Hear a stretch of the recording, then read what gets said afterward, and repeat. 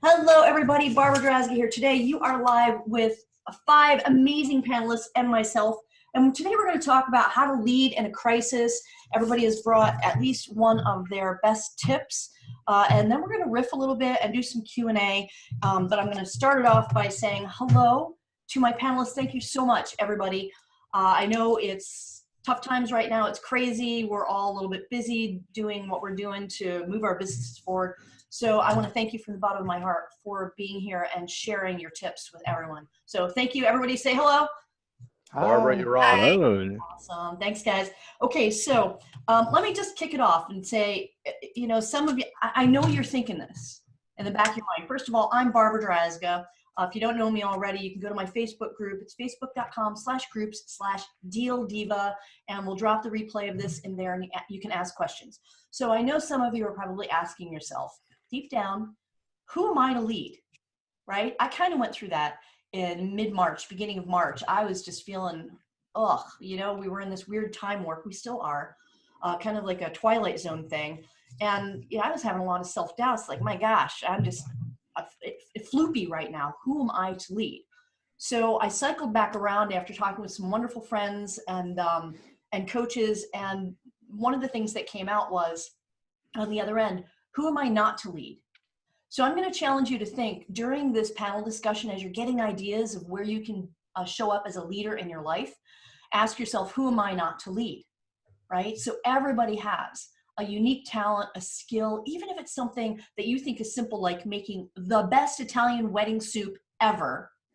That is an area in which you can lead, even in a small way, to your neighbors, your community, your family. And it could go anywhere from there to you have a specific skill set, like maybe copywriting is your unicorn, your secret sauce.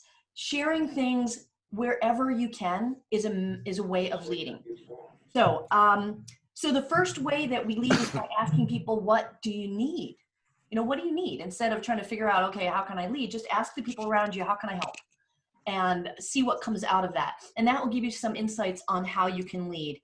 And if you go to, one of the ways that I decided to lead was create 2 Facebook groups for this time. And one of them is facebook.com/groups/chaos clarity. Hey, Joseph, how you doing? I'm gonna turn off your video and we're just gonna talk to the panel right now. So go to chaos to clarity and let's do that. It's facebook.com/groups/chaos clarity.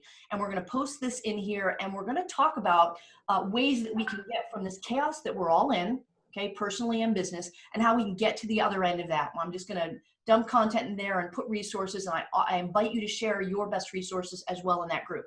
So that was one of the ways that I showed up to lead. How I got out of my funk that got me to the point where I could feel like I could lead again was, it was about 4 days after Amazon sequestered our ability to send in my products are sequestered. They're sequestered in Amazon's warehouse. They're sequestered in my warehouse here. Everything screeched to a grinding halt overnight, just like that. Go ahead and turn off your videos, guys. If you're just coming in, turn off your video. We're just gonna, thank you, talk to panelists. Okay, so that was like a Friday. It was like 3 or 4 days after the Tuesday they announced it. And Saturday morning, I woke up feeling sorry for myself. How many of you have put in the chat, right, sorry, if you have any time during the past 6 weeks felt sorry for yourself as a business owner, personally, right? But we feel a little sorry for ourselves once in a while. So I decided, pardon my French, screw it. I have a particular toy item that is this, you put together this playhouse. It's like kid-size playhouse, right? And then it comes with markers and you color it in. You can create a whole like kid-sized village in your backyard. Had a ton of them out here in one of my trailers. I'm like, you know what, screw it. Can't send it in. And merchant fulfilling it, this sucker's box is big, it's just not, it doesn't make sense. I'm gonna give them away. That was my decision. I'm gonna give them away because I kept seeing all these posts of people at home with all their kids and their kids are bored and they don't have anything to do. I thought, I'm just gonna move them out. Not gonna make any money on them. Maybe till Q4 I can send them in. Let's just move it out. And that split decision, that leading in my community, completely switched my energy, period. My energy just transformed. Seeing that, and I just tell people, come pick them up. They're in the driveway. wave on your way by, right? And the joy that it brought, I kept getting, I get videos of their kids putting it together. I got thank you notes from the kids. That put me in an emotional position to feel like I could lead. So what is your trigger that's going to get you out of, whatever funk you're feeling right now, which is totally valid that you're there. Find a way that you can kind of snap out of that into a leadership position in whatever small way you can. And that led to creating the groups and putting together this panel discussion. This was all very impromptu because I wanted to find more ways that I could lead in the communities that I'm in. So thank you for letting me share that story. By the way, if you drive by my house, it's now all the rocks are painted silver. There's a Christmas tree with Easter eggs on it, and there's unicorns all over. I've gone nutso on the front yard. And then little girls across the street, they took that as they took a leadership role and came over and drew all over the sidewalk with like really cool art and hopscotch. And now people are walking by the house, taking pictures, hopping on the hopscotch. And I bet you there's going to be a trickle down effect. And some of those beautiful folks are going to go home and they're going to do something to lead in their little world. Wouldn't you think? Right? So think about the small ways that you can lead, because you all have a superpower, every single one of us. Okay, so it doesn't matter your situation. I'm not sure if he's on here, but I've got a friend of mine. He's Venezuelan. He lives in the Dominican Republic right now, and he's living in an apartment with a bunch of other guys with no furniture. They can't leave. Whatever your situation is, however bad it is right now in your world, there is someone else who can benefit from something you have to say. All right, so don't discount your ability to lead in whatever the situation is. Does that make sense? All right, give me a shout out saying, hello, makes sense. Yes, Barbara, we love it. Something, so I know that you guys are engaged in this chat, because we don't just want to be talking heads, which I realize I've just kind of gone into. All right, so that being said, we're going to jump right in. I've kind of organized you guys in a manner that flows well based on what you want to talk about. Barbara Boshin, we're going to talk. We're going to have you talk first, Barbara, and Barbara's going to share about, now, first of all, Barbara Boshin, she's a successful e-commerce seller, wholesale private label, and has a software company. So she has a piece of software that provides, called Easy Key, that provides support to Amazon sellers. So Barbara is going to talk about self-mastery. Are you ready, Barbara? Yeah. She's going to share about self-mastery. Go ahead and kick off, Barbara. I'm going to see if I can just get the speaker view and mute me. Well, like you said, I had the same situation where I'm not really good at being helpless. And I was like, I'm helpless. Amazon won't let me send anything in. My business is going to die. I'm going to die. There's a coronavirus. All these things are happening. We didn't understand anything. I mark it as March 15th, I think, is when I really got like immobilized. I don't know what we're going to do. I kept saying, well, on the one hand, there's this good thing. I have a lot of stock in Amazon. On the other hand, they apparently aren't shipping it out anymore because it's not essential. But I do have these essential things. And it was just getting crazy. Like, how can I approach this? I had maybe a day or two of just utter total immobilization.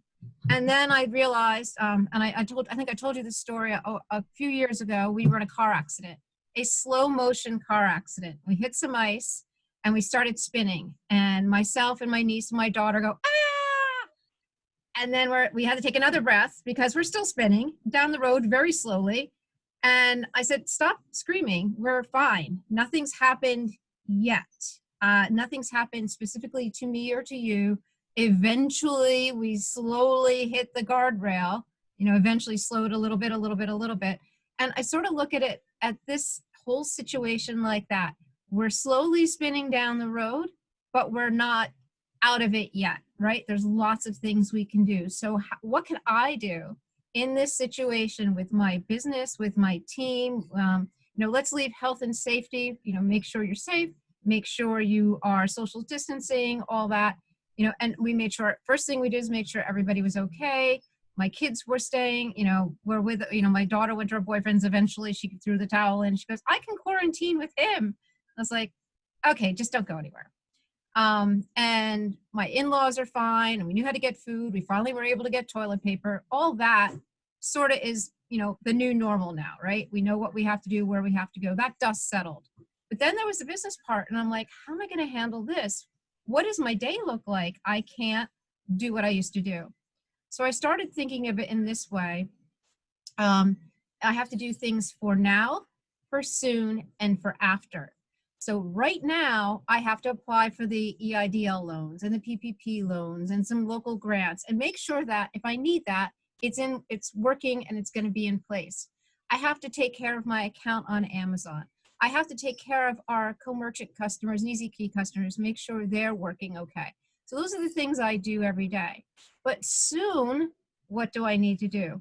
And also I can merchant fulfill, right? So we quickly spun that back up, ordered lots of bags, ordered lots of labels, all that kind of stuff. I can do that. So that's what we can do on a daily basis to keep going, to keep moving, to keep functioning, and not think about all the horrible stuff that's happening, right? I can do that in another part of my day. So right now I work on that. A little later in the day, I work on soon. Soon Amazon will let us send things back in. I can prep and get that ready. I remember how to prep. My employees are home, but they're doing things that I used to do that they can do now because they're working from home, and I have to prep for them. It's like a weird role reversal thing.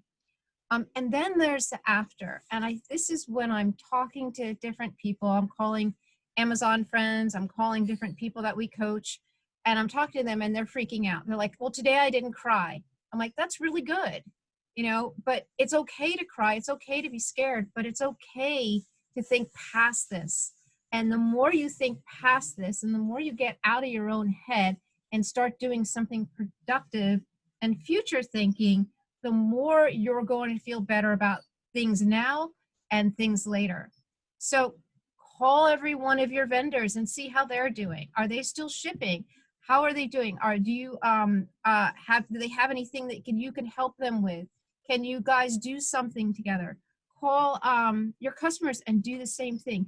Think of ways that you can get out of just being basically immobilized and panicked and reaching out and getting bigger. So basically, I spend about 60% of my day on the now, another 30% on the soon, and then the balance on the after. And every day when I do the after, it just gets me going so much more. And I'm doing things that I never even thought I would do because I'm trying to secure that after. So very, very, and as I talk to people and I put this process in place for them, they seem to gravitate toward it and say, yeah, that's a good idea. I don't have to be scared all the time. I can just be nervous now. I'm like, yeah, nervous is good. Nervous is a step forward. I love that that you're validating that it's okay to cry. It's okay to be scared. Just don't live there. Don't be Right. scared all, or don't let that rule your thoughts and your actions. And I love the planning for 30% now.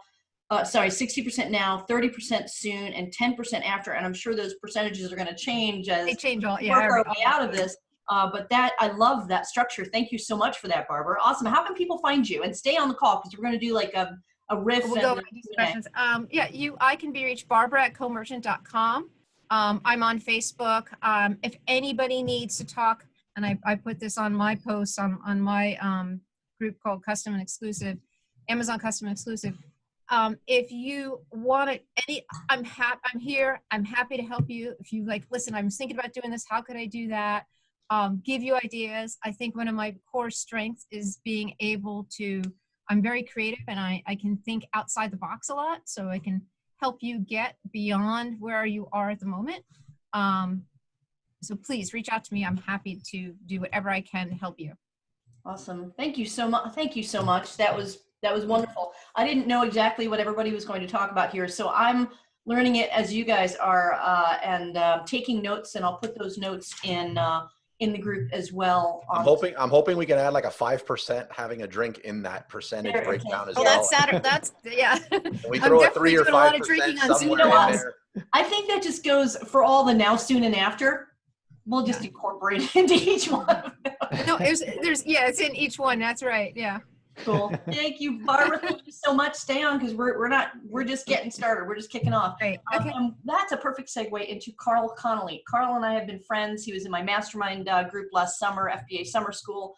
And Carl has probably more experienced than, well, most people. I don't want to say anybody on here because I know Carlos and JB have also, I don't know how long Kate's been in Amazon, but Carl's been in Amazon a really long time, and he consults large companies on e-commerce in general, as well as Amazon. So Carl, I know that you've experienced some additional challenges that was going on before this thing hit. So you had to kind of pull yourself out of that and get refocused for your clients. Talk to us about what your thoughts on how to lead in a crisis. Well, it's very similar to Barbara's story as well. Both Barbara's, their story as well. At the same time frame, in the middle of March, I had that fear just strike me very hard and took me out. I lost my focus. Everything just came to a screeching halt around that time. So what I did was I stepped back and I said, okay, what are my triggers? Why am I feeling this way? It was the news and Facebook, and just it devoured my day. So day after day, I get up and I'm looking at Facebook. I'm looking at a Facebook group I was a part of. I'm looking at the news, and I'm just feeling this overwhelming lack of control. This is an unprecedented time. There's no webinar I can join to teach me what to do next. There's no mastermind group. There's nobody to look to. So I just I took a step back. I focused on what I know that was working before everything just went to hell in a handbasket, basically. And what I did was I relied on things like technology. So I started using technology more. I went back to my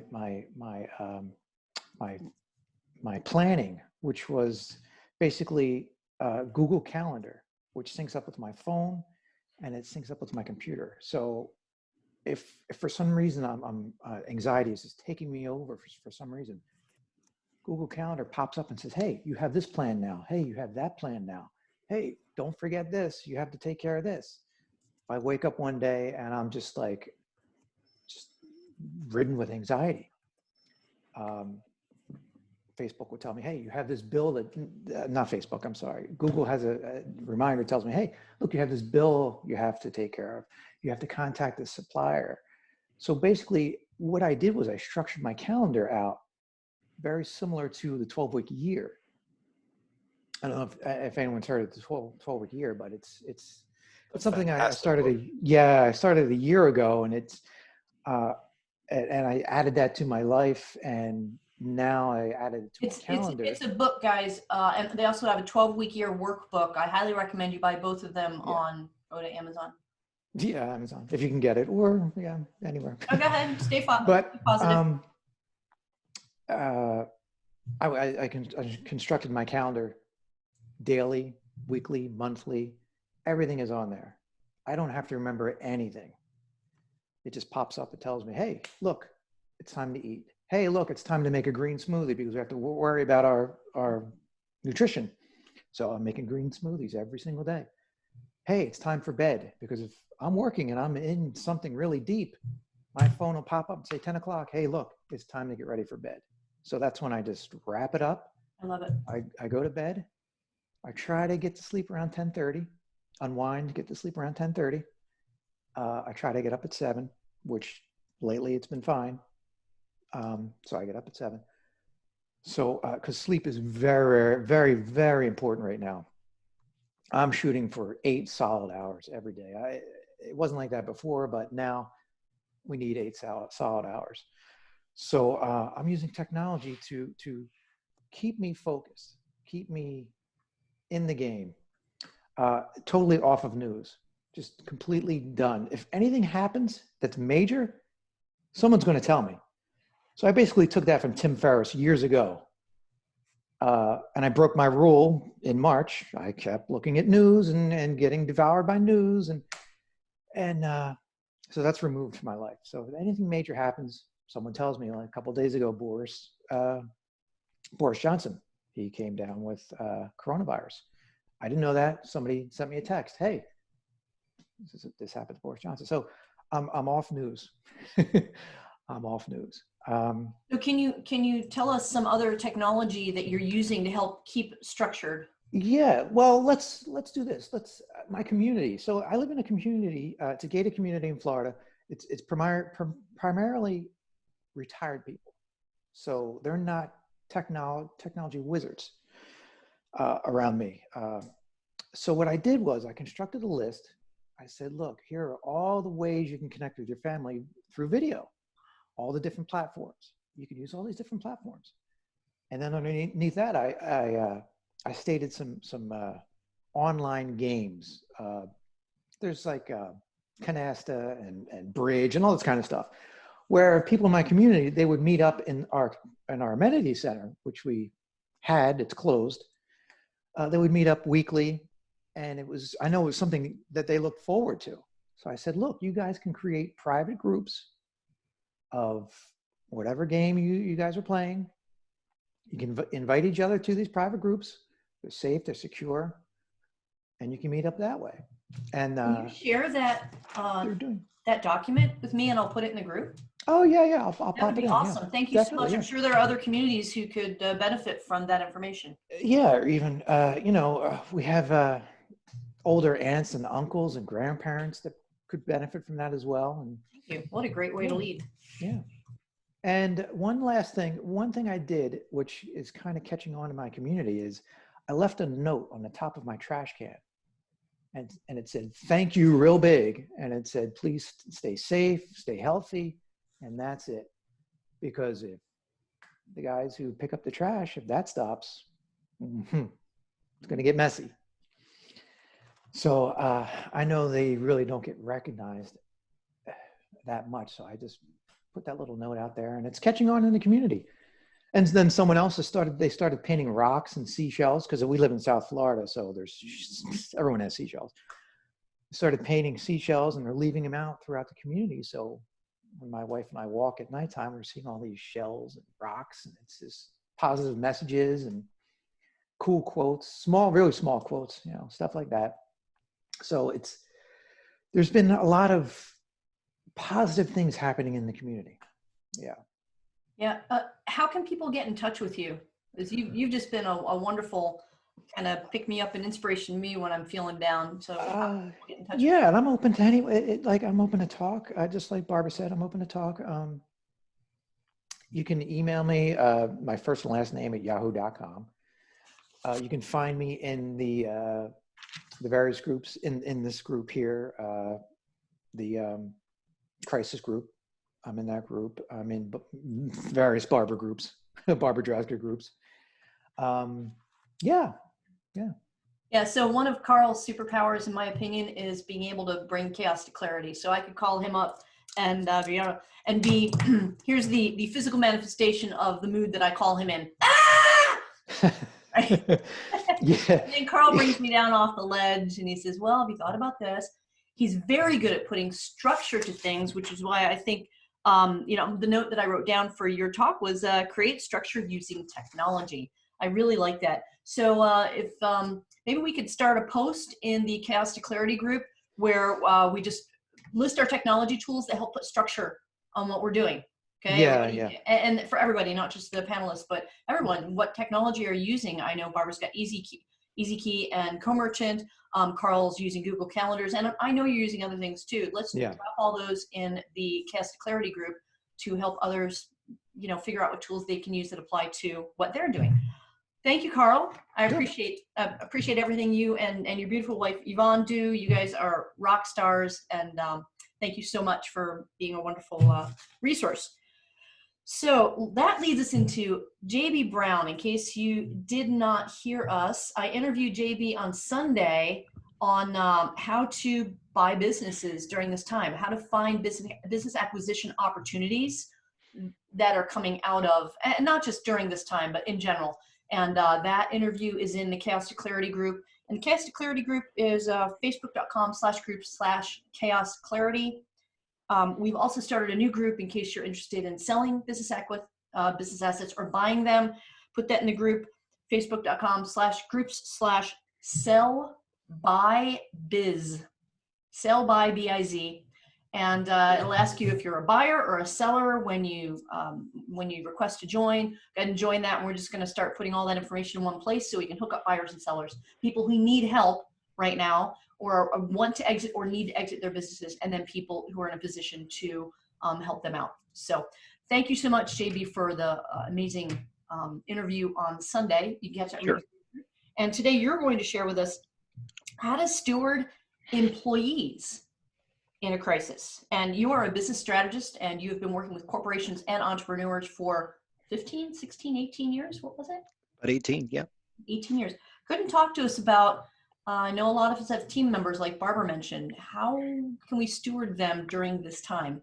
Yeah, great question. So a couple things that were said earlier resonated with me, and I'll get into that in just a minute. But so to give you an idea, this is not a new thing for me. The COVID-19 virus is, but the idea of what needs to happen functionally as a leader to just lead the folks around you well during an uncertain sort of crisis time. This is what I've done my whole career, truly. So this is not unusual for me. And so it's really interesting to me to hear Carl talking about how he really appreciates trying to build in at least some semblance of structure. That tells me a lot about Carl. I've never met him before, but I already feel like I know quite a bit about him because I understand what he seeks and thrives on in a time like this. And it gives me some insight into his personality that as a leader, were I leading someone like Carl, I would right away know, how do I lead him well? I would need a little bit more information, but I would know how to lead him well. And that starts with a conversation. So at the end of the day, there's a couple things that I would say.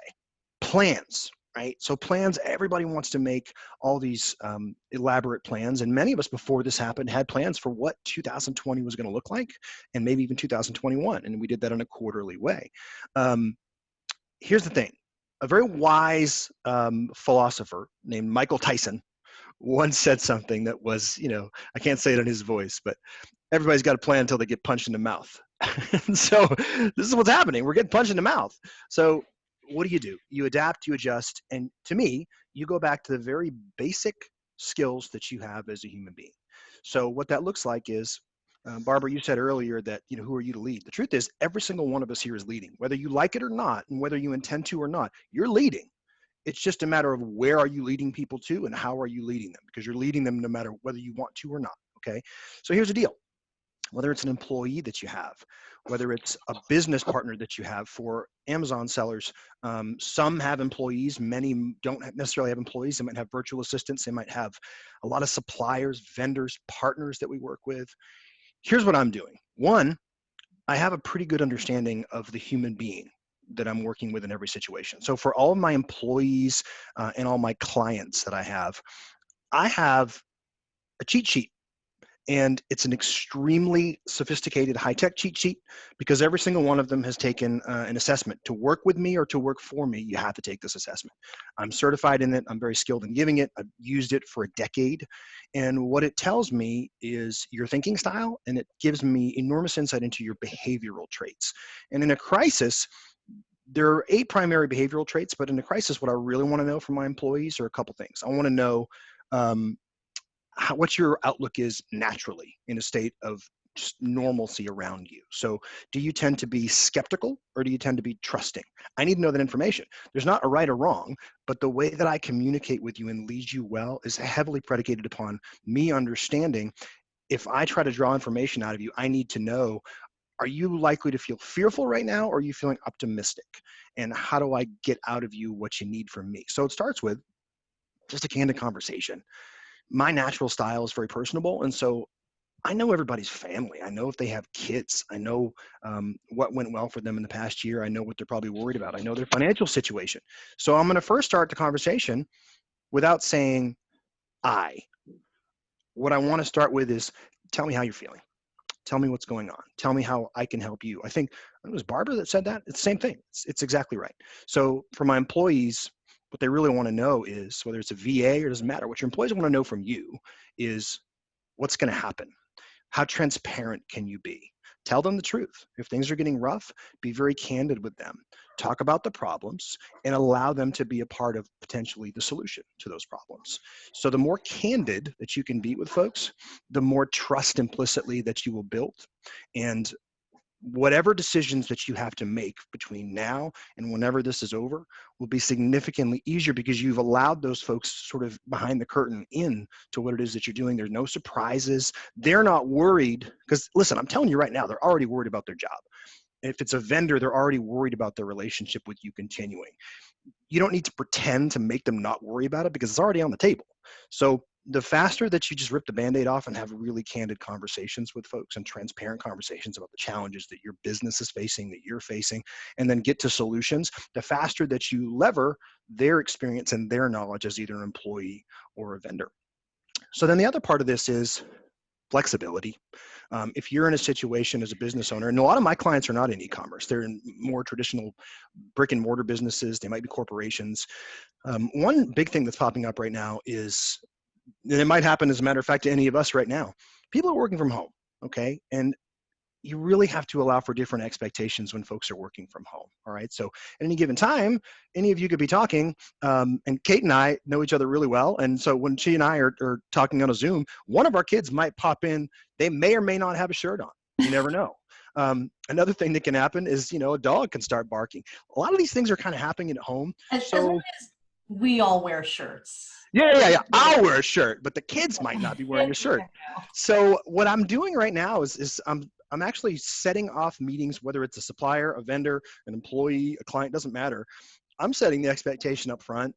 Listen, some weird stuff might happen while we're on this call. We're just going to give each other a big heaping spoonful of grace, and we're just going to get through it together. And we're going to do the best we can to get through this meeting and this agenda that we have, but we'll be flexible with each other, and it's going to be okay. We're going to be fine. So that's a big thing, is giving remote workers, especially newer remote workers, a lot of grace to handle whatever personal stuff they need to handle, because all of our schedules are in upheaval. This is new for everybody. My son is 8 years old, and he asked me the other day, he's been so good.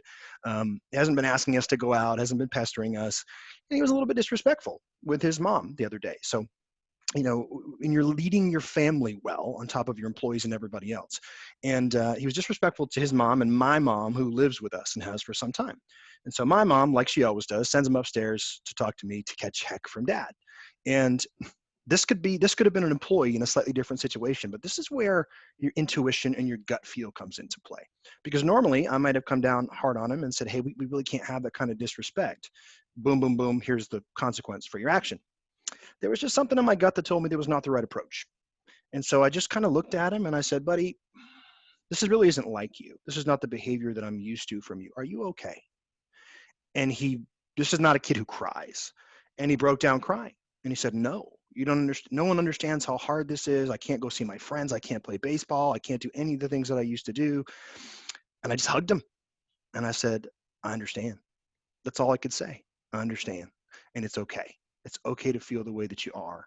But what we don't want to do is we don't want to start looking at the people that are in the foxhole with us as our enemies, whether that's your spouse, your kids, your employees, your business partners, your suppliers. China, right? So how many of us work with China right now? And this is an important point, okay? So a lot of us work with China in some way. India, Central America, a lot of places where we may source products, or the US.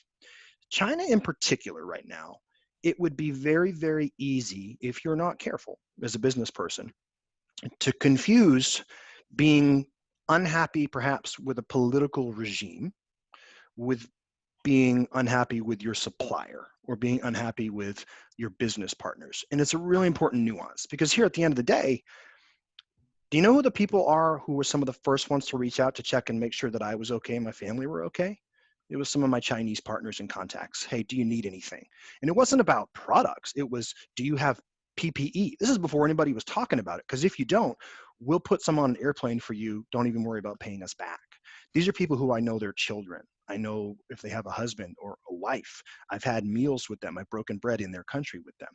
I don't hold any ill will against them for any of this because it's not their fault. They're just like us, human beings trying to do the best that they can with the information that they have.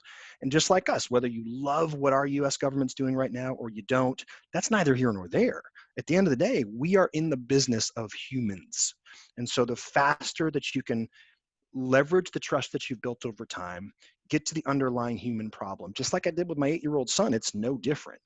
If there's a conflict or a challenge, the fastest way for me to address that with you as a partner or an employee or whatever the relationship is just to be direct and to express an air of genuine concern about you. It can't be fake though.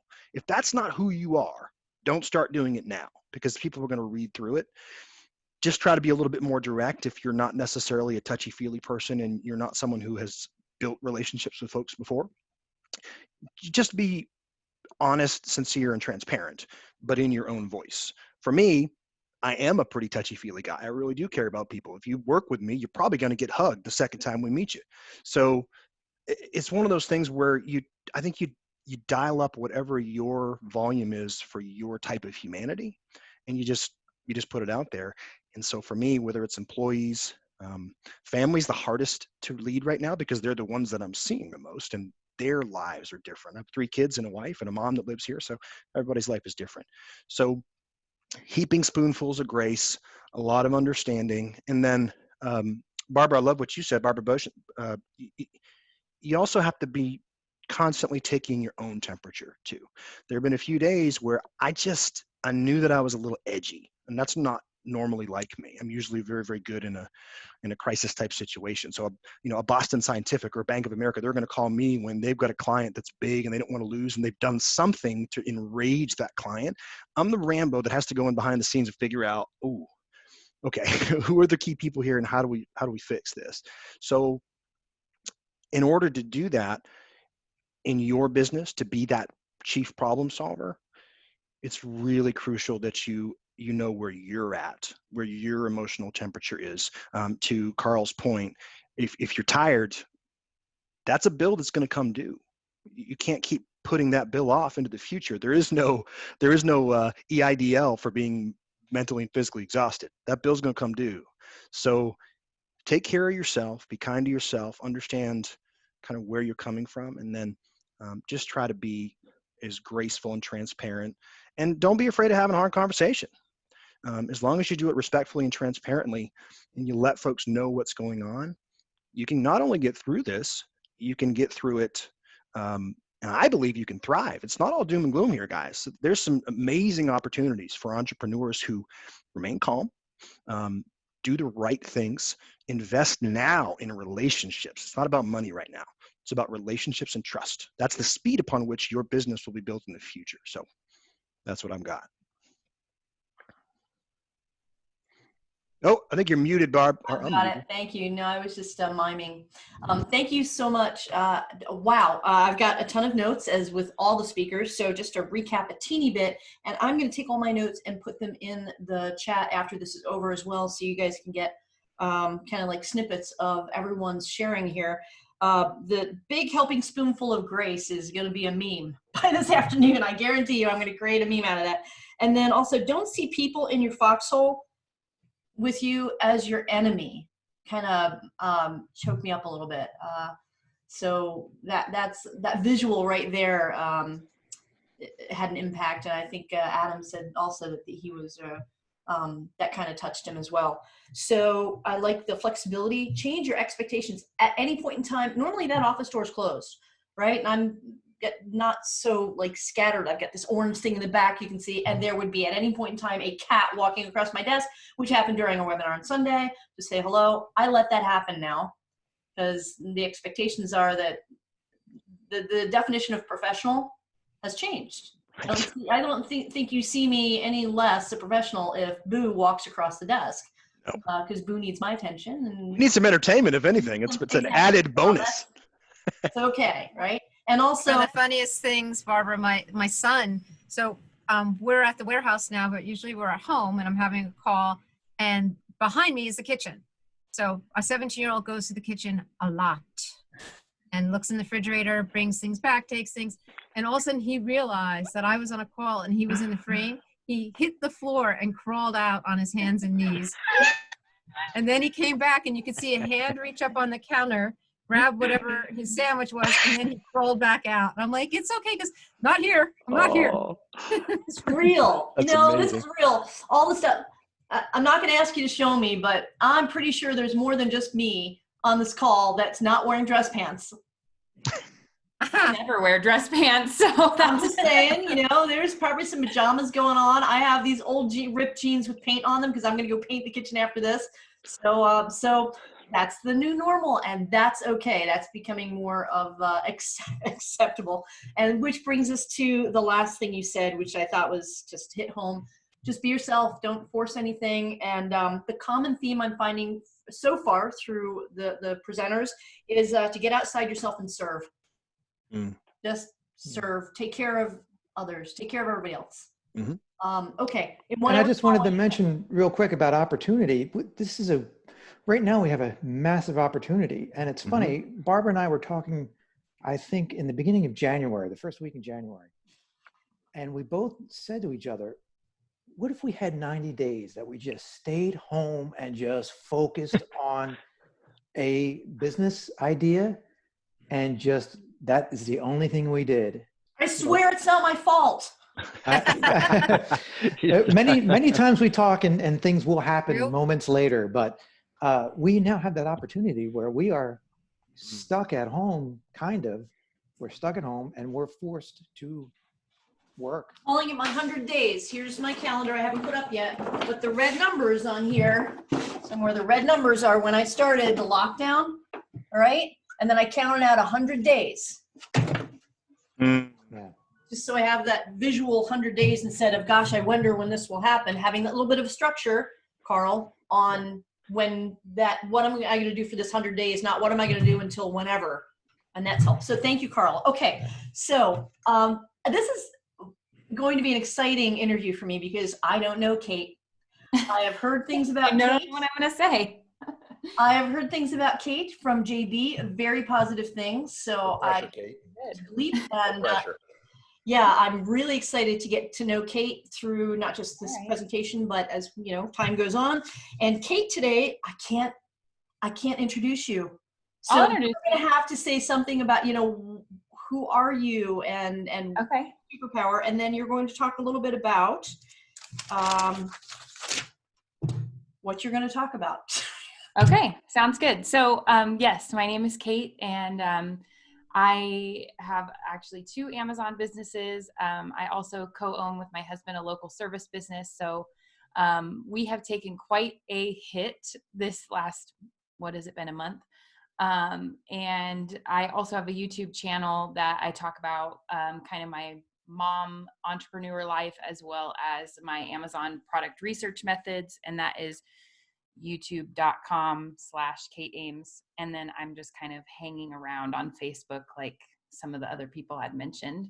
But I am going to talk about just how to serve others, practical ways you can check in on people.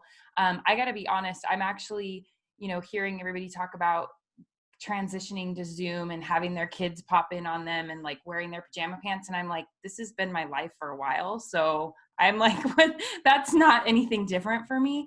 My kids have been crying in the background of my YouTube videos the whole time. And you'll even hear me say like, oh, sorry, but I'm not going to excuse it because honestly, that's my life. That's the business I've built for myself. And I've done that on purpose. So so talking about this, I had my eye on the pulse of this situation pretty early when it was coming out. And even with business, I want to say it was the middle to late January.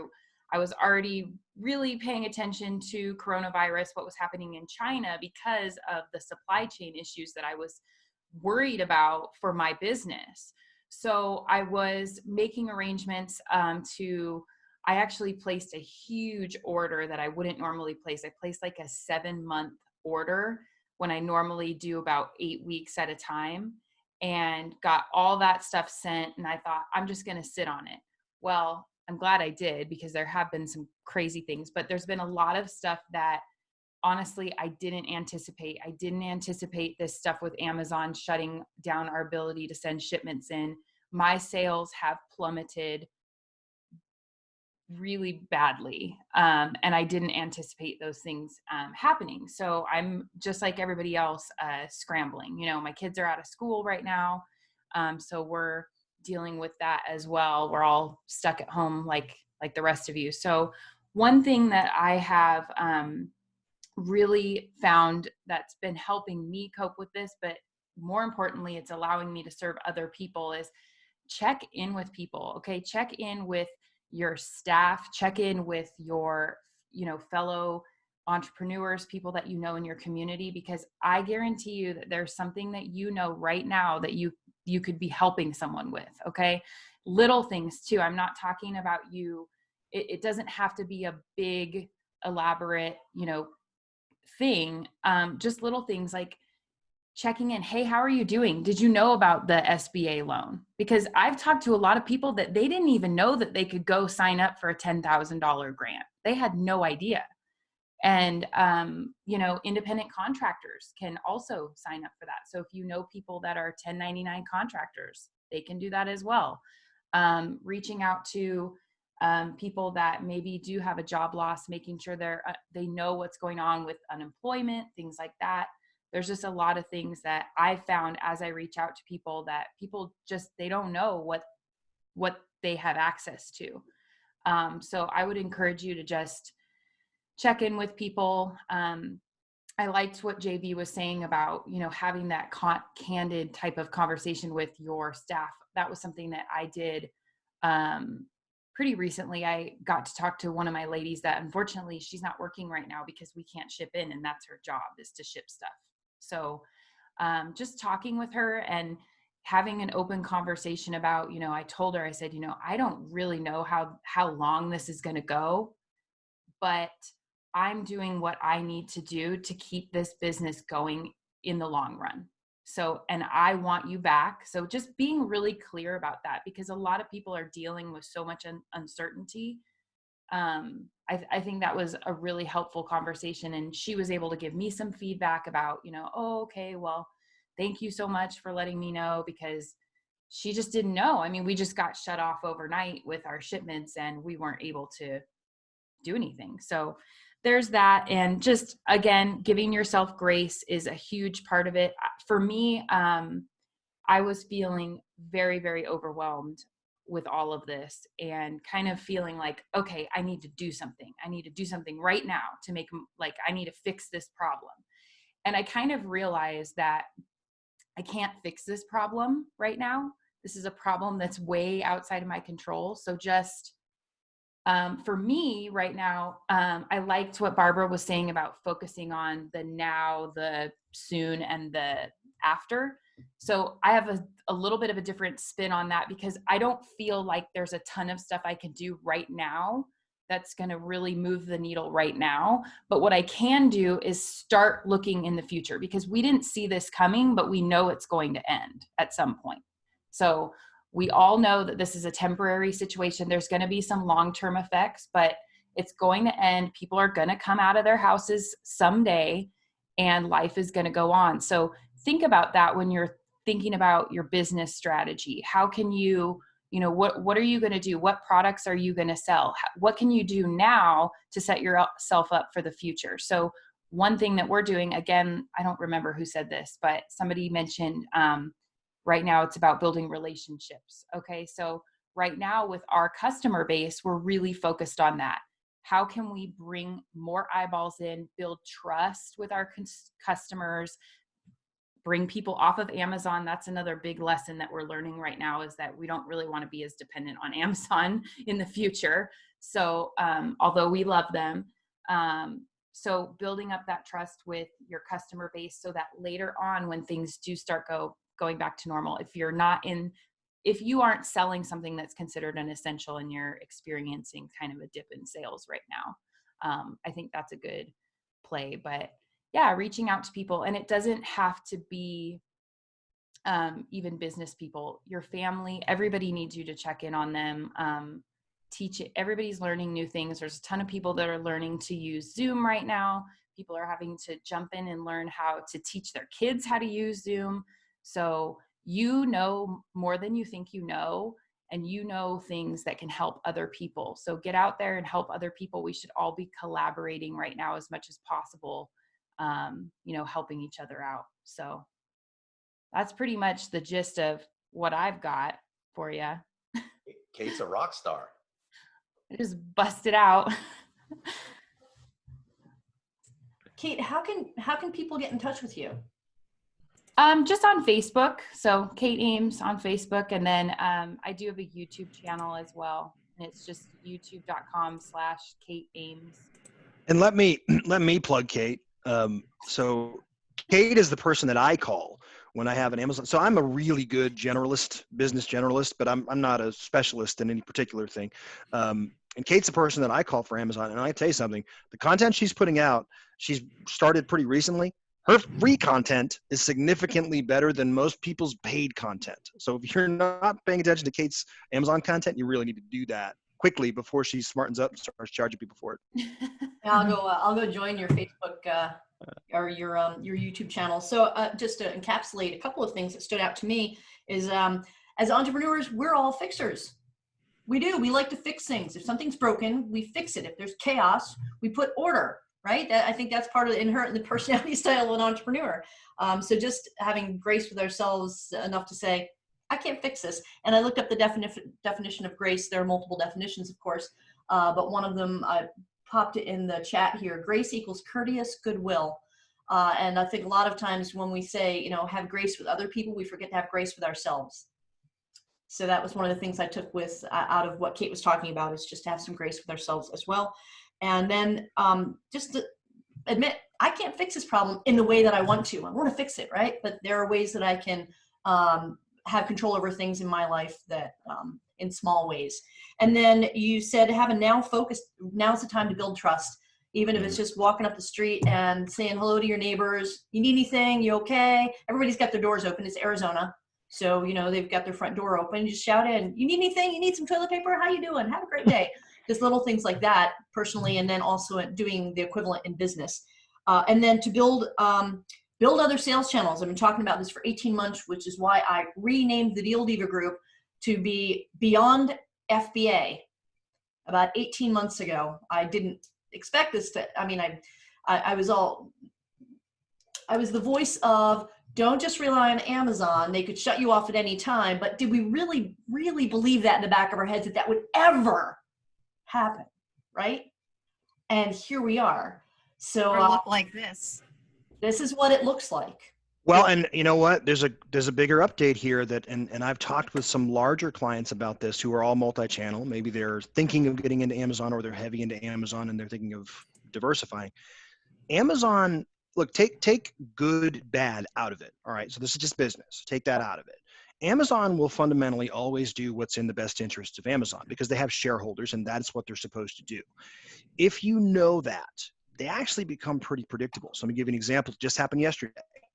Amazon, you probably saw all over the national news, June 6th or 5th, one of them, is going to suspend what they termed in the article incorrectly, Amazon shipping. That created some confusion.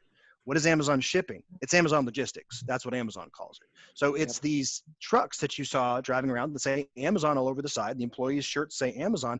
Here's the interesting thing. It's not owned by Amazon, technically. Those are essentially mini franchises that folks could buy territories for, just like FedEx does the same thing. I'm one of them. Wow. You're one of them. So, man, Oh. so Amazon makes this decision, and Carlos, I can't wait to hear what you have to say about this, because the first thing I thought when I read it is, one, I think the paper called it the wrong thing, and I have a feeling this is Amazon logistics, and there's about to be a bunch of people that kind of would like an explanation.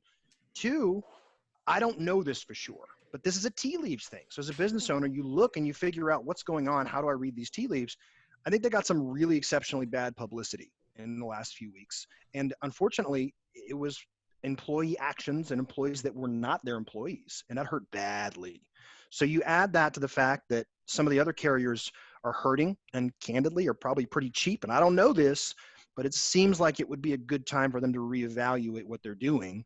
But I only say that to tell you that I really immediately felt for all of these folks like Carlos who had invested resources into this additional Amazon channel, and those folks are now like, well, wait a minute, what am I supposed to do here? What's going to happen? And I honestly don't know the details. Carlos will know more than me, but again, Amazon, they're not evil, they're not good. They just are what they are. So if you understand that they're going to make decisions based upon what's best for them, and you build your business, hopefully everybody watching this will at least have pause to think through, maybe, yes, of course, keep doing business on Amazon, but it perhaps is a good time to diversify also. Yeah, if I could just snap my fingers and change one thought in your head, one description of yourself right now, it would be, you will never again identify yourself as an Amazon seller.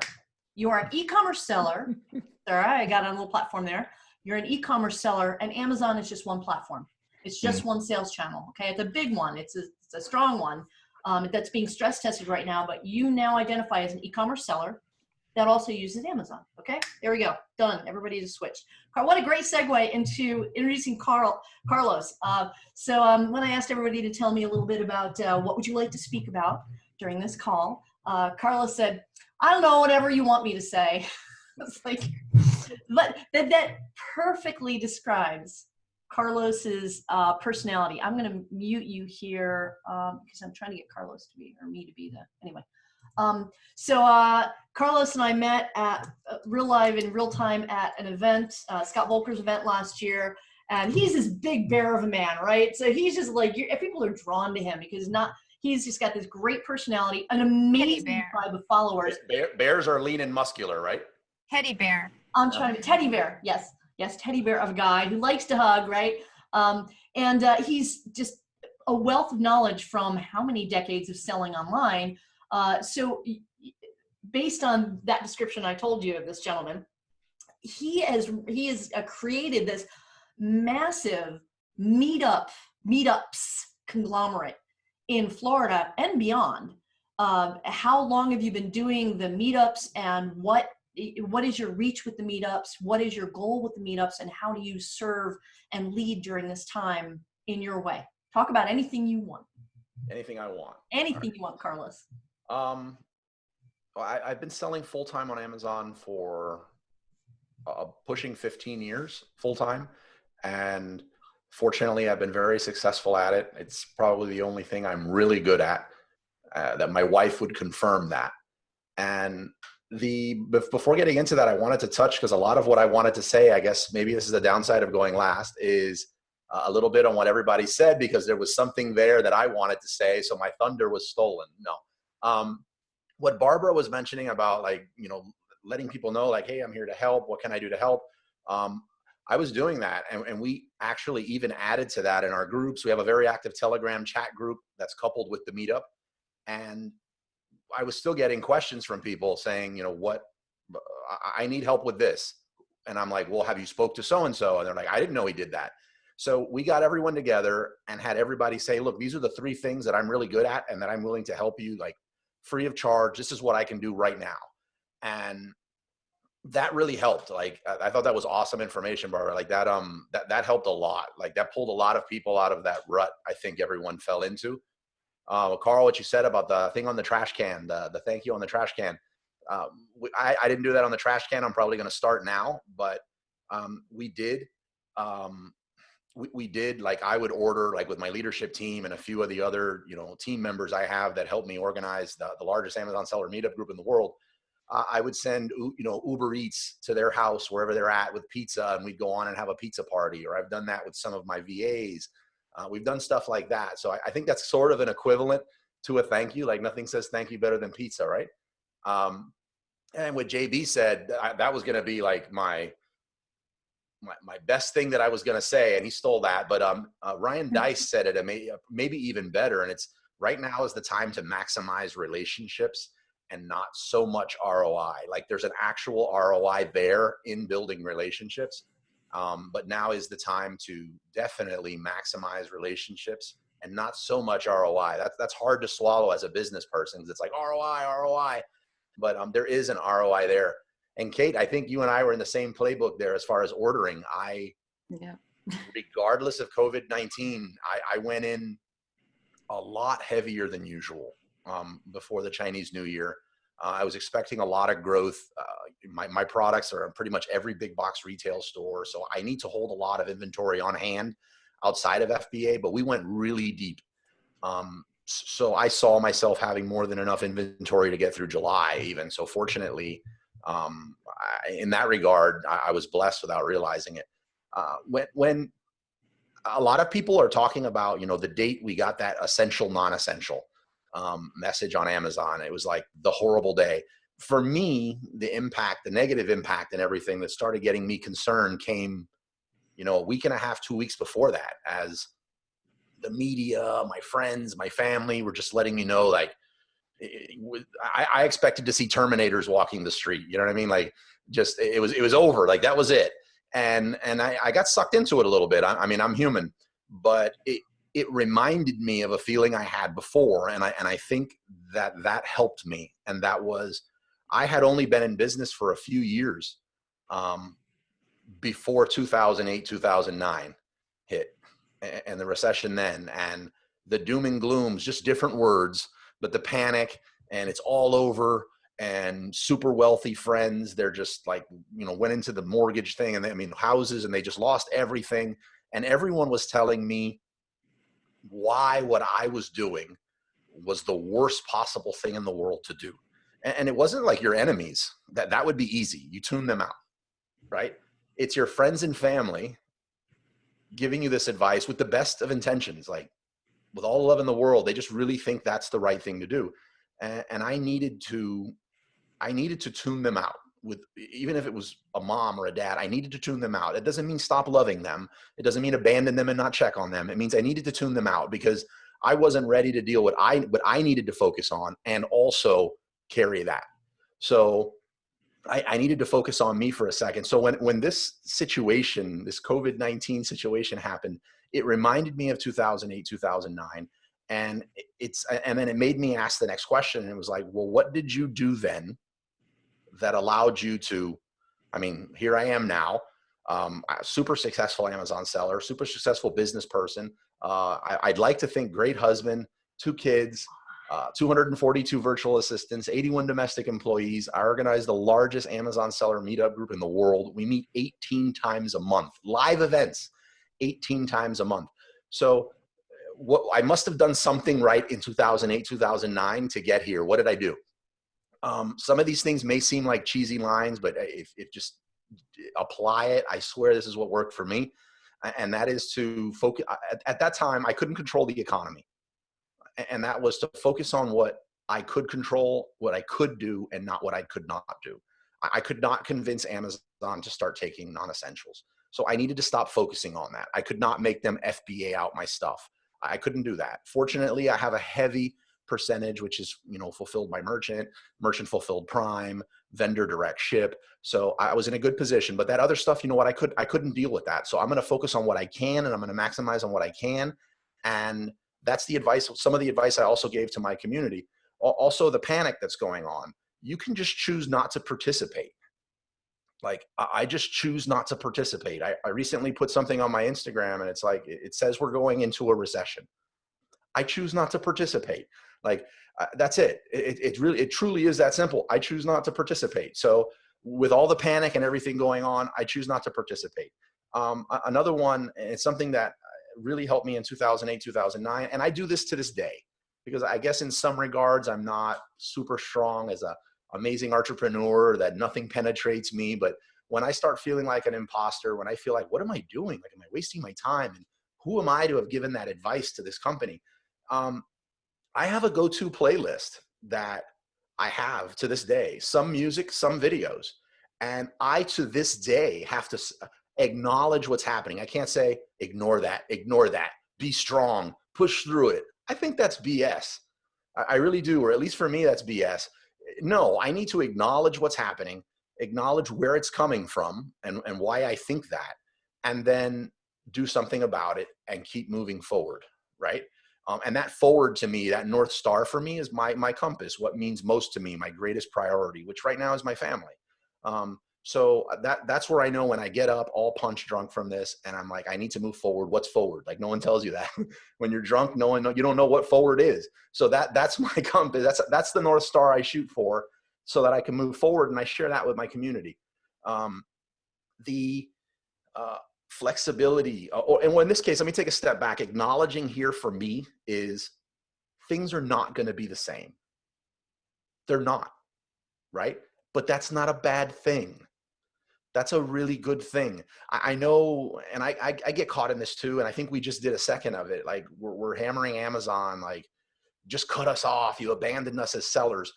My neighbors hate Amazon. They do. And to me, that's incomprehensible. I look at everybody, I'm like, you're a Prime member, you're a Prime member, you're a Prime member, right? But in reality, I think half the households in the US are still not Prime members. You know, nobody's perfect. But my neighbors in front of me, they don't. They now are. They now are Prime members. And you know why they're Prime members? Because they were able to get essentials without being exposed to these supermarkets. So imagine, in my mind, what if Amazon did not do it? What if they did not prioritize essentials? How many of our buyers with Prime accounts would no longer be? They then go back and be like, yep, next Walmart commercial they see them. I'm just all in on Walmart, you know, screw everything else. You know, what if they did that? So yeah, majorly inconvenience. Mind you, this is someone who's used money from their business. I have Airbnb. I have dance studios. I have pet grooming stores. You know how many people are going to go dance salsa right now? Right. And you think the landlords are saying, we feel for you. Don't worry about that rent. You think the Airbnb, no one's saying that. So it's not like I'm just all wise after all these years and I'm unscathed through this. I'm taking heavy losses in some of my service-based businesses that are local, you know? But you still imagine if Amazon did not do what they did and then decide, do you think we'd be better off after this or not? I don't know. I think it was Kate or somebody said, or it might've been Barbara Drozga that you said, this is going to end. Like this is going to end and we're going to be, we don't know when it's going to be, but it's going to end. And then what? Like, I want to be in a much better spot than before. That's what we want to do. Right. Survival sounds cool, but that's not really my idea. So just surviving sounds very boring to me. Like I want to thrive. I don't want to survive. And so focusing on what I can control, and not what I can do and not what I can't do. With all my virtual assistants and all my, domestic employees, you need processes to run that, right? Guess what my pandemic process looked like? Nothing. Like nobody had a pandemic process. I don't have a pandemic playbook. Like nobody had that. Like we're all figuring that out right now. So letting people know that, look, everything is all topsy-turvy right now. It is for everybody. Don't berate yourself because you weren't ready. You know what I mean? Like who was ready? How do you get ready for that? Flexibility. I'm telling my community a lot. I was like, look, right now, if you're rigid, I have this idea on how to survive and I'm going to crawl in the hole and keep it to myself, you die. Your business, you do. Like that's what happens. Your business is done. This is not that time. This is where you maximize relationships right now. An example could be, I tell my community, especially the private label sellers, my Amazon community, meetup community is not just private label sellers. We love making money just as much on Amazon self-publishing, wholesale, private label, doesn't matter what it is, merch. But lost my train of thought there. But what was I saying? You guys remind me? I was on my, all right. Oh, it's all good. It's not just private label sellers who are having. Oh yeah. Here's an example of like why this is like a great time. If Amazon live video, Amazon live video right now is extremely popular. You have, if you have brand registry, you get your app, go to Amazon Live Creator and you go live on Amazon. It's QVC Home Shopping Network combined. If you know what people are doing right now? They're on Amazon or social media or hopefully turning into the Zoom, but that's where they are. Or YouTube. Captive audience is what you have right now. So, this is a much better time than non-pandemic, non-lockdown for your Amazon Live video efforts. The community, it was scary. 2008, 2009, I was very happily single. Right now, I'm very happily married, 2 kids in a massive community. I didn't have to think about that in 2008, 2009. So little things we've done that have really helped in the community is, obviously we're not meeting in person anymore. We're practicing social distancing. I'm not techie at all. So Zoom was, one of my first Zooms. If any of you heard about it, you'll know about Zoom bombers. We had people jump on, I didn't password protect it, and they just started screen sharing porn all over the place. So this amazing professional atmosphere that I've created in the meetup for pushing That was 4 Gabe. years, That where I was have Gabe. this high level of quality we must hit in every event. I take a lot of pride in this. I had a massive turnout in my webinar, and a whole bunch of people just started screen sharing porn. Like, talk about I'm feeling telling you, it was Gabe. It was Gabe. What'd you say? Yeah, Oh. definitely. So yeah, it was like, so I'm not techie at all, but we had to switch to Zoom. We're figuring it out. And you know what? What people are asking now is, can we keep doing these type of events in addition to what we were doing? So like, we're finding out things that we're able to do here that we weren't before. We're using Alexa, really cool. So if you have Alexa with like a video screen, we're doing drop-ins on each other's screen, and doing cool hangouts on Alexa. We have an entrepreneurs book club on Facebook group, and we're reading more books and discussing them together. And then this is the kicker right here. Oculus, virtual reality. So everyone's grabbing virtual realities. We're creating our own avatar, and we're like, you know what? Let's have our meetup by the Grand Canyon. Let's go create our own house atmosphere. Let's recreate our meetup group atmosphere and have it there. Let's go fishing. Oh my God, I love that. Drop an affiliate link for that.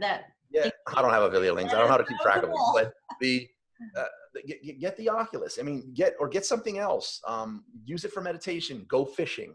Like there's so many. Like we're doing. That's really what we're focusing on in the community. It summed up. I tried to fast talk through of it.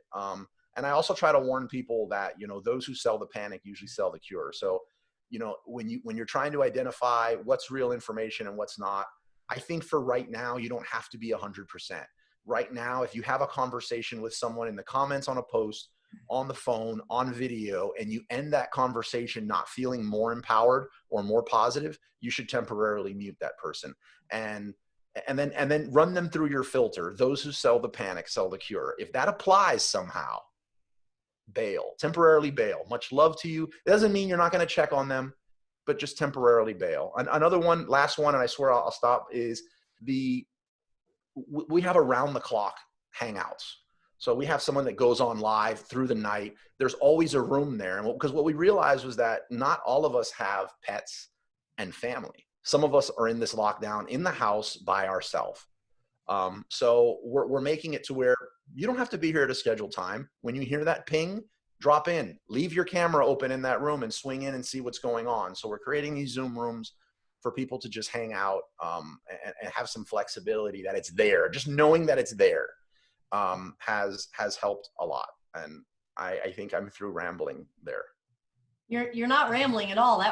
I've got some crazy notes here. Not that I can encapsulate all of that, so rewatch the replay, but that big one. Do you guys remember, all right, I'm dating myself here. Do you remember eBay or AOL chat rooms? Yeah. I still have an AOL. How many of you are my age? College. That was my college years. That's kind of what this is, like the new technology of the old AOL chat rooms, Zoom rooms that are open 24/7. I had no idea. That is super cool idea, to serve people who, you're right. We are lucky if we have kids and family. For people who are complaining that their kids are at home, you don't really mean it in your hearts, So people who are alone, maybe elderly, who can't get to their family's got whatever. So love that idea. Some other things you said was focus, kind of the PTSD thing, focused on what you can control. As someone who went through 9/11, I have PTSD. That's where I get it from. I had to, like, that first 2 weeks of March, I had to figure out why I was being triggered. And it was that financial crisis. I was a real estate investor of a publishing company in the global B2B industry, and I chunked all my money into stocks and real estate. It was bad. I mean, it was a bad time. Everybody's got a story from that time, right? And I thought that was my hero story, that's the time that I talk about, that says, okay, and here's how I came out of that. Little did I know we were going to have something like this, where now we'll all have another hero story to share with other people to inspire them in a few years, right? So I was one of those people who came from that crash and had to identify why I was feeling the way I was feeling. It was triggering that PTSD from 2008, completely triggering it, even though I'm at a much better place, completely different place than I was in 2008. I'm on the other end of it, thank God. So yeah, you're going to get triggered if you identify what it is that you did back in a time when you came out the other end okay and great. What were those things that you did? Carlos was saying, implement those, identify them, and then implement them again. Something else he talked about was choose not to participate in the panic. I love that. Have a filter and run all the information that's coming at you through that filter as to what you want to allow in. And then when you say go-to playlist, I actually took that literally. And I have a playlist. Legit. It's legit. Yeah. On Alexa, and here are my 3 top songs. You ready? Taking Care of Business. I actually created a holding company called TCOB Holding, Taking Care of Business Holding, based on that song years ago, decades ago. And then my 2 other favorite songs are I'll Start the Day, or if I'm feeling a little bit down, with the song Rainbow. And then the other one, which I played right before this webinar, anytime I want to get my energy up, is the theme song from Zootopia called Try Everything. I love that song by Shakira. Oh my God, you can't not jump around the house to that song. So create your own playlist. You know, I'm going to get ready, guys. I'm going to ask you what your favorite songs are on your playlist after I get done with this. Ready? What's your North Star? Carlos talked about, and that things are not going to be the same, and that's okay. So instead of trying to grasp onto the past and yank it into whatever the new future is, just have a different expectation that things are going to be okay, and things are going to be different, and that's a good thing. And then I'm going to give you an activity at the end of this. So we're going to open this up for Q&A. I'm going to ask you your favorite songs. And the activity is, I want you guys to start thinking about this, not the panelists, everybody on who's listening to this is, well, the panelists too. Make a list of your superpowers. It could be something simple as, I know how to make the best chocolate chip cookie ever because I have a secret ingredient, so you can teach other people that. And then identify your opportunities to lead in any area of your life, personally, in your family, in your community, as a business leader, as somebody who's a part of an e-commerce community, whether you consider yourself a leader or not. Identify what your superpower is and how you can help people during this time. So I'm going to open up the chat to everybody. Unmute yourself. Tell me your favorite song and why. And then let's riff a little bit and answer any questions. I just wanted to mention something real quick, what Carlos was saying about 2008. So if somebody's listening or watching right now, that's when I jumped into e-commerce, the end of 2008, February 2009. That's when I made the jump. Very scary time. It was a very scary time globally. But if someone is watching right now and they have made the jump a few months ago, they're feeling scared, it's okay. It's just a temporary thing. So Adam just dropped a great quote.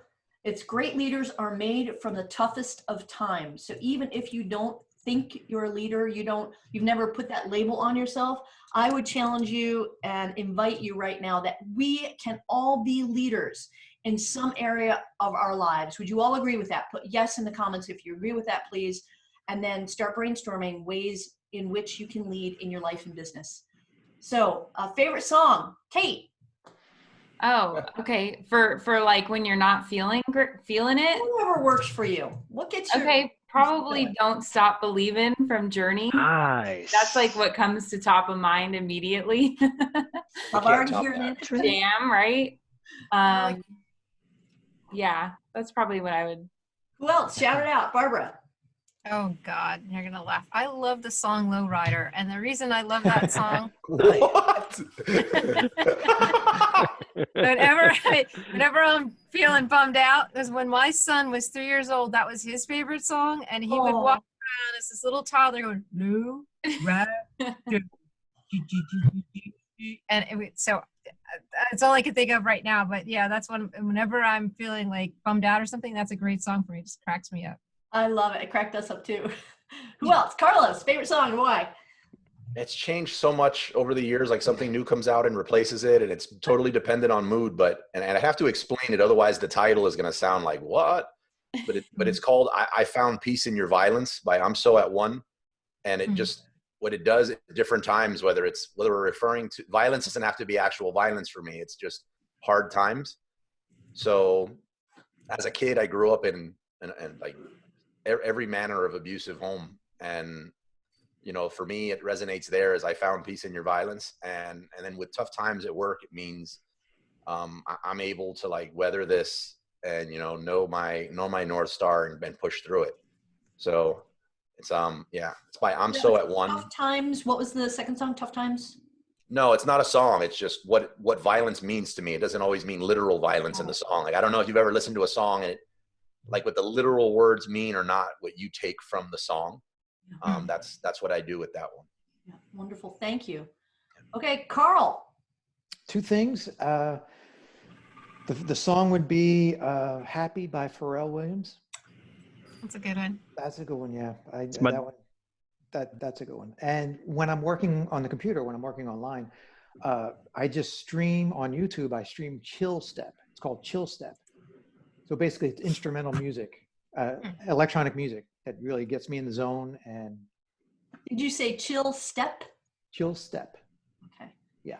There's also music that programs your brain. What is that called, guys? Brain FM. Yes. Thank you. Yeah, that's what I listen to when I'm working. Yeah. What is that? What is that? Brain.fm. I think there's an AppSumo deal out too. So you might be able to get it for life, but either way, it's super cheap. Yeah. Thank you. I've used that as well. Cool. JB, favorite songs? I'm thinking he's going to say Metallica. I'm going with he's going to say something Metallica. No. Favorite song? Talking to me? Frozen by JB. No. Yeah, Frozen. Oh yeah, I froze for a second there. Frozen. Sorry. Yeah, my internet. So for me, I'm an audiophile, so I love almost every genre of music. But if I really need to be pumped up, it's actually this is not kid friendly. Do not listen to this around your kids. But it's If I Can't by 50 Cent. That's one that I like. That's kind of my jam. Like I will blast that. I love it. Up, and it's just very much it's like basically if I can't do it, it can't be done, and it's just to get my mind in the right spot. I love it. Carlos didn't see that coming at all. No. I kind of did. You can't put me in a corner, Carl. Oh, this is awesome. This is a great way to identify yourself. Thank you, everybody. That was awesome. So unmute yourself, JB, because we're doing a riff here. Any questions or any thoughts, put them in the chat. Barbara put in the chat, there's a great way to identify your superpower, authentichappiness.sas.upenn.edu. I'll make sure that's in the group. That's really cool. Thank you. It's huge. It's like a 400 question test. They're not hard questions, but they don't let you game it. And at the end of it, you learn things about yourself that when I took it, I knew I was analytical, but I did not know I was brave or creative. I was like, okay, that's interesting. And as I thought about it and it resonated, I was like, it was really a moment for me. And I think everybody in the world should take this test. Awesome. Maybe not Carlos. A lot of people are popping in their music recommendations. So I'm making a list here and I'll put that. I don't know if there's a way we can create a share. Oh, wow. Adam said White Snake. Here I go again. Yeah. Nice. That's a real good one. Midnight Rider is another one that's pretty good that I'll listen to if I'm, want a little pep. If you're working at night. Yeah. Rider. Mm-hmm.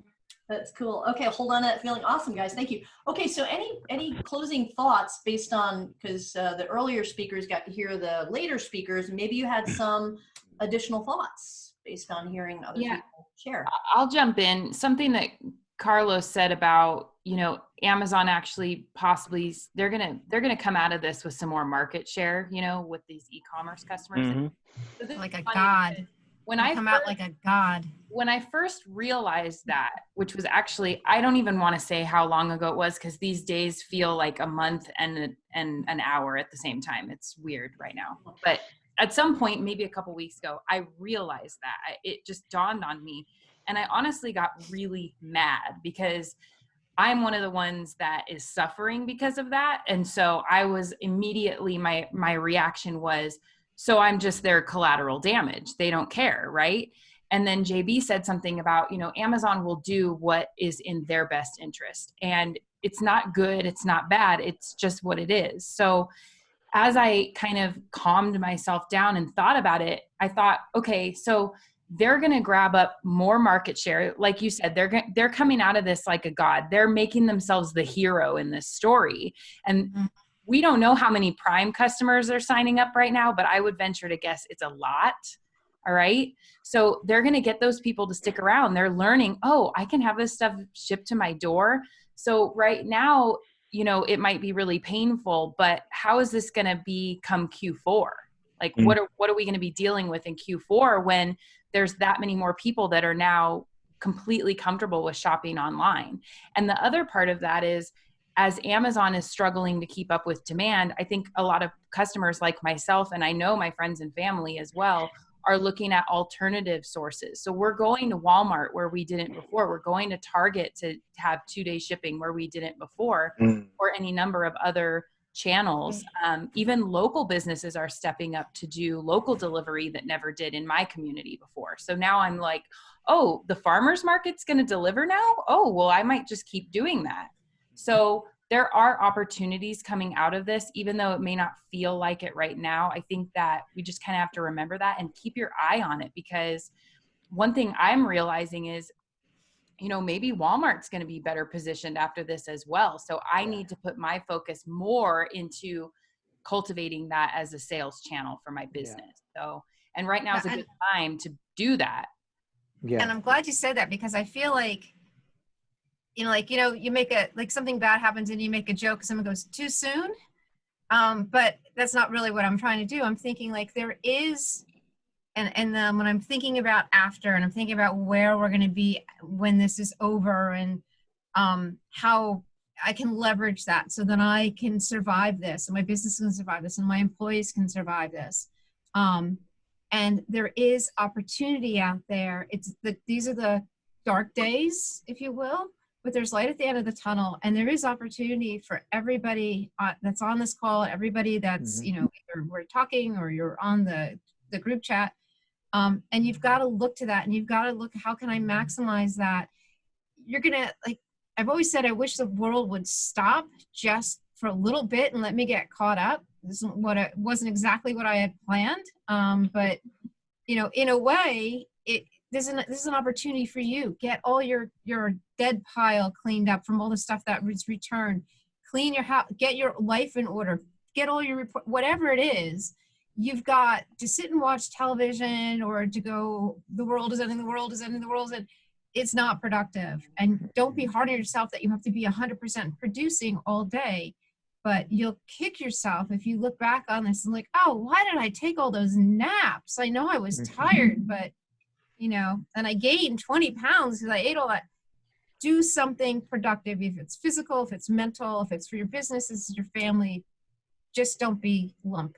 That's another good song. I'll add one more thing, assuming that I don't bug out here with the internet, but my wife taught me an extremely valuable lesson the other day. So Barbara, you talked about earlier how all of us on this call that are presenters, and everybody who's watching, if you're a business owner, you're probably a problem solver in some way, shape, or form.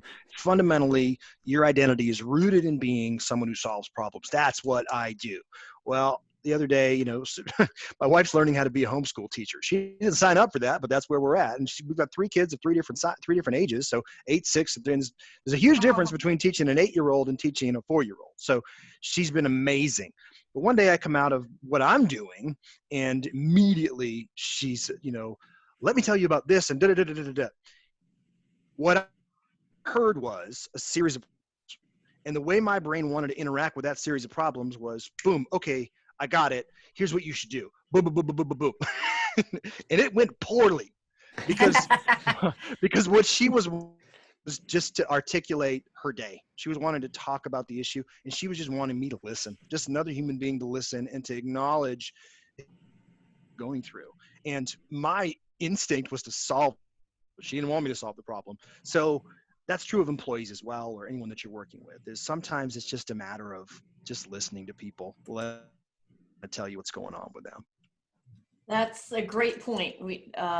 That's a great point. Just listen. Ask people questions, not because you necessarily because you want to give them an answer or solution, but just to let them talk. A couple of things that came out of what the last speaker said is, so I think Amazon, every platform, but especially Amazon right now, is being stress tested.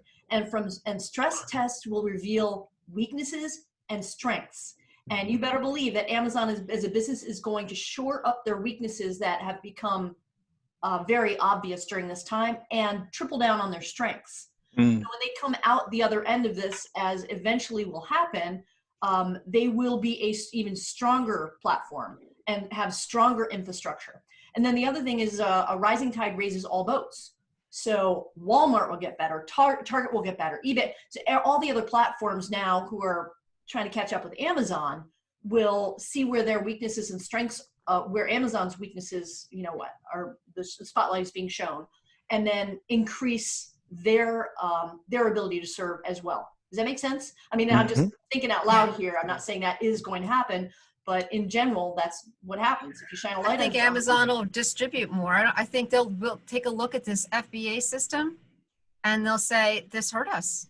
No way we were to not know. distributed. Yeah, there's no way to know how they're going to fix things, but I guarantee they will be an even stronger platform. They're going to have to be, because look at all the new users they're adding. The next is this is a time. I love what you said about purging. This is a time to purge. It's a time to purge and get clean. You know, have you guys ever done like a physical cleanse? Just get all the toxins out of your body. Well, that's the equivalent of our business right now. And then create a new strategy, a clean strategy, a better strategy. And then I did have one last thought, but I completely like. You know, Carlos said something that resonated very much with me, just down to the core of who I am and my DNA. It's not good, it's not bad, it's just who I am. There's a lot of folks right now that are in various business spaces that are advertising in a way that I'm going to be very candid with you. And look, everybody's different, but there are some folks that are advertising in a way that I'm finding myself making a mental note that I'm kind of done with that person or that entity or that business. And it's not very many, but it's a few that are advertising based upon intentional fear mongering. And I don't like it. It rubs me the wrong way. Or they're trying to profiteer. Now, listen, I'm an entrepreneur. Believe me, I'm ultimately an entrepreneur. So I have no problem with folks making money if they're providing valuable service. But if you're gouging or you're trying to take advantage of people in this time, oh man, I will never forget it. I will never forget it. And even I can forgive it, but in the back of my mind, there's some folks who I know personally who, with what they're doing, I look at that and I sit behind my computer here in my office and just, you cringe a little bit because you're going, ooh, man, that makes me feel a little dirty. So just be careful out there when you're advertising, guys. There's a fine line between real issue and saying, hey, I think I can help you solve this issue, and dialing up hysteria to 10. It's just a bad look, just my opinion. Yeah, I never thought ever in my life I'd quote Tupac, but but he said something. And that's how I look at it for some of them. If it's a family member, I don't apply it. But these people that are fear mongering out there, and it, you know, I mute them or I silence them or I'm done with that. I'm like, just because you lost me as a friend doesn't mean you gained me as an enemy. I'm bigger than that. I want to see you succeed, I want to see you eat, just not at my table. That's how I look I'm just at not it. your So, avatar. Like, I'm not your person. Yep. Right. Yeah. Like, let's go our separate ways here. Yeah. That's it. Yeah, I believe in letting people go with love. Yeah. They don't have to be, but I don't want to put malice out into the world. Sometimes it's really hard. It is. But I don't want that, because it's, you know, it's that energetic thing that's really toxic and that's getting a little bit. Yeah, it affects you. It does. And there are some things that I'm doing right now as a private label seller. I am tripling and quadrupling down. I'm doing research on products that are outside of the niche I'm normally in anticipation of things that I believe are going to be part of the new normal, like much more homeschooling, for example. Okay. So I'm just and we're going to do another webinar where we're just going to share what we think, where this is going, so people can get ahead of the curve. Anything that has to do with buying products that are related to the surge right now in products is temporary, and be careful, because those things that are hard to get right now will be in full supply in 6, 9, 12 months, whatever, and you can be stuck with things. I believe in looking for niches that have a more evergreen approach, like educational toys, for example. All right, that's not something like masks. that suddenly the high demand we have now is going to drop off the cliff when all the factories open up again, right? So I have some thoughts on that, and I would love to get all your thoughts too in another webinar if any of you are willing to come back on again. What are we looking for in Q4? Because that's the research I'm doing now. I've already got 3 sourcing agents out for multiple products in anticipation of Q4 sales, not how can I find PPE equipment to sell right now. Okay. Right. So building a longer term business based on what, a lot of it's speculative, sort of. But if we do our research and act from logic and strategy, not from emotion, I think we're all going to come out stronger during Q4. But that's a discussion for Amazon and e-commerce sellers. I'm sorry, for e-commerce sellers, and we'll do that in another webinar. So one last word regarding leadership from every one of you. I'll start so you have a second to think about it. I would say my word right now regarding leadership is serve. One word. Who's next? Shout it out. Forward. Forward. Hope. Temporary.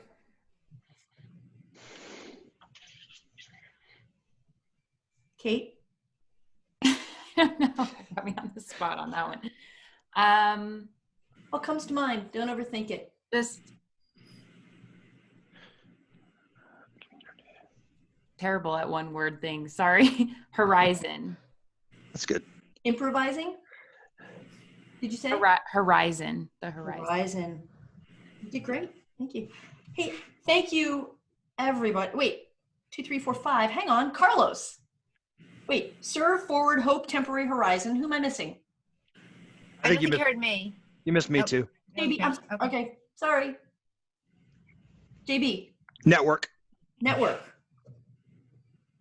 Did I get everybody? I've got serve, forward, hope from Barbara, temporary, horizon, network.